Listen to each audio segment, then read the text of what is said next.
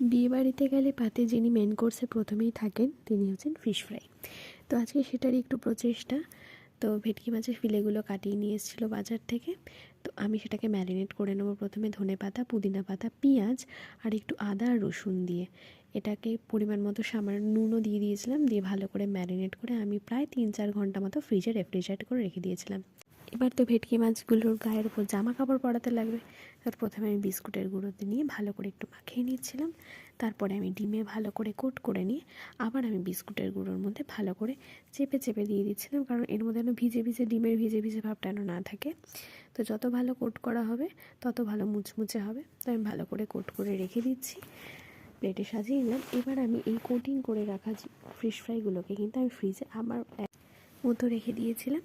এবার আমি গরম তেল করে নিয়ে ভালো করে গোল্ডেন ফ্রাই করে ভালো করে ভেজে নিয়েছি। গরম গরম ভেজে সব বাড়ির সকলে মিলে খেয়ে নিয়েছিলাম। সাথে ছিল একটু স্যালাড, পেঁয়াজ আর শসা। তো দেখতেই পাচ্ছ কতটা মাছটা ফ্রেশ ছিল। ফিশ ফ্রাইটা খেয়ে কিন্তু বোঝাই যাচ্ছিল না যে এটা বাড়িতে তৈরি, পুরো দোকানের মতো টেস্ট দিচ্ছিল। তোমরাও কিন্তু সহজভাবে তৈরি করে নিতে পারো বাড়িতেই।